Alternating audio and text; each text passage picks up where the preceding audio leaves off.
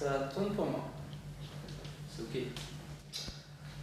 Hello, Tim. Bonjour.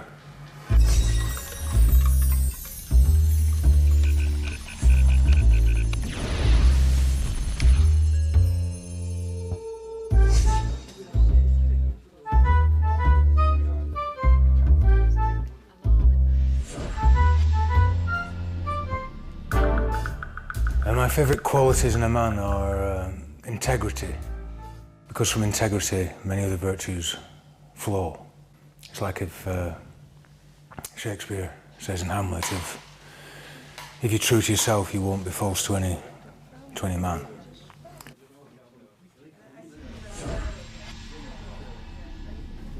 My favourite occupation?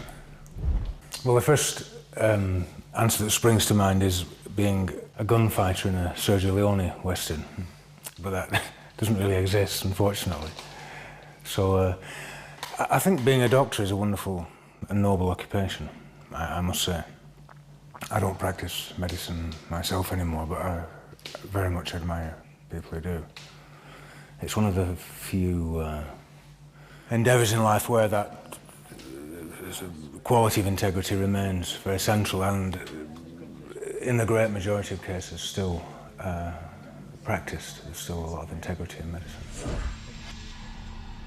My idea of happiness is being in the middle of a particularly thrilling and a bloodstained chapter of one of my books, when the writing is going well. I'm very happy when I'm on a good roll with the writing.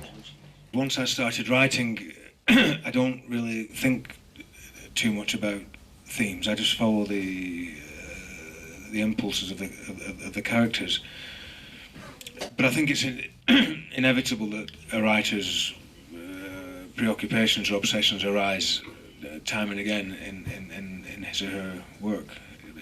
It's true for most writers. You know, I'm not comparing myself, by the way, but you know, Shakespeare and Dickens and so forth, they return to the same deep inner themes time after time, even though the outer shape of the story is completely different. If I wasn't myself, who would I be? Well, again, Sergio Leone movies pop to mind. Charles Bronson in Once Upon a Time in the West. But, I don't know, maybe Julius Caesar would do.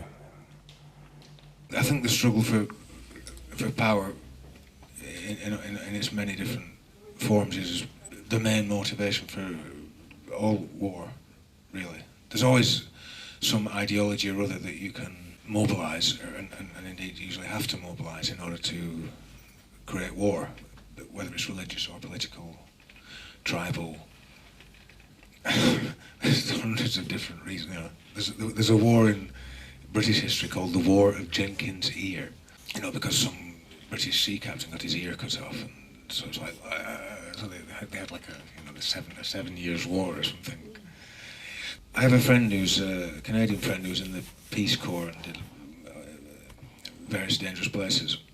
And a few years ago, I asked him about the war in Afghanistan, because I just couldn't understand on any rational level why we were fighting this insane war in Afghanistan. And he said, well, you just have to follow the money, as always. And there's always more sordid motives for a war than the reasons that they give us. It's like the wars for democracy. You know, we're destroying all these countries to bring them the great fruits of democracy. Democracy's become a religion in that sense, in a political sense. What do I hate the most? I guess I hate the relentless hypocrisy of modern neoliberal capitalism the most. If that doesn't sound horribly pretentious. But so many other evils stem from that in our lives. I was brought up as a Catholic in England, which is a predominantly Protestant country. And I, of course, had lots of friends through my life who were brought up in the Protestant church. And I didn't know what the difference was. So you'd ask a Protestant, well, what's the difference between your version of Christianity and our so to speak, version of Christianity. Hardly anyone knows the answer to that. And in researching this book, boy, it's a real intellectual challenge to really understand what the theological differences are between. It's like the DNA thing. It's like 99.9% the same, and they're fighting over these wafer-thin and really arcane philosophical differences in belief, which almost no one amongst the people who are actually doing the killing understood. Your average Protestant warlord had no idea. He said, sit down and tell me the difference. Or Catholic, they wouldn't have had a clue to tell you the difference between the two ideologies. And as I say, I think it is much the same. Now we'll destroy. When I was writing The Religion, the Iraq War was raging. And I was writing it thinking, and looking at the TV thinking, wow, it's just the same stuff all over again. When I was writing 12 Children, we were in the process of destroying Libya. And definitely not for the reasons they told us. We can't believe anything these people tell us. It's true.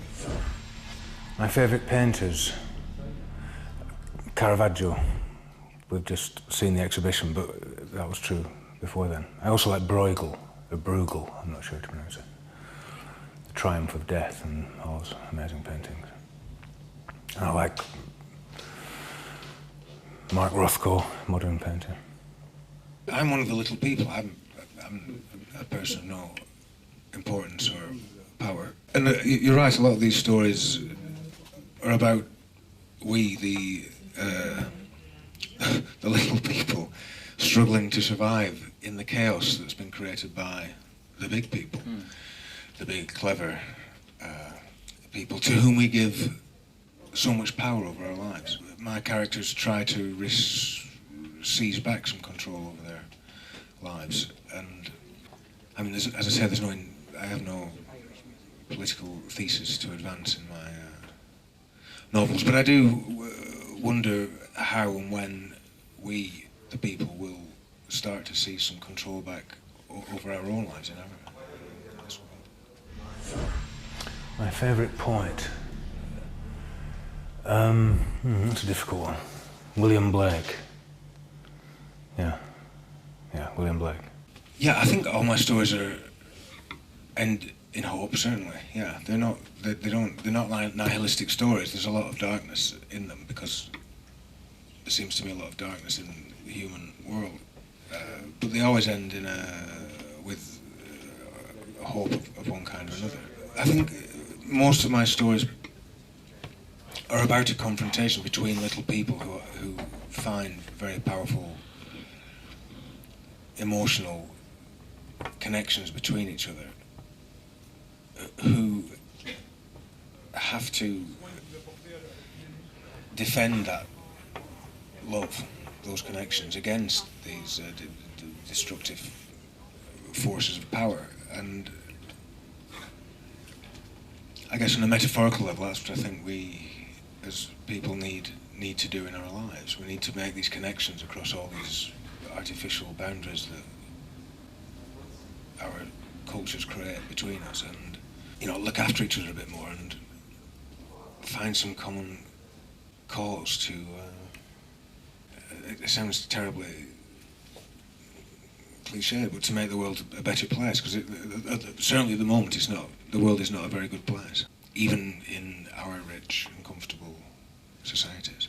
And it ends relatively happily for one of my stories, because I guess because I believe or hope that in the end humanity can rise above blind hatred to find some love or something positive. I mean, I think the ending is kind of like 2 pluses and a minus in terms of positivity, whereas most of my stories are more like 1 plus and 2 minuses. And it wasn't a cynical happy ending, if that's what you want to call it. But now that you mention it, it's hard enough to get a book published with any kind of ending at all, and if it had ended in complete nihilism, I doubt anyone would want to read it. I am not a nihilist, a nihilist. It reminds me of that, do you know the movie, The Big Lebowski? There's a great scene towards the end where the John Goodman character says to Steve Buscemi, "Don't go near them, Donnie. They're nihilists." You know the guys. Don't know if I really need to translate that.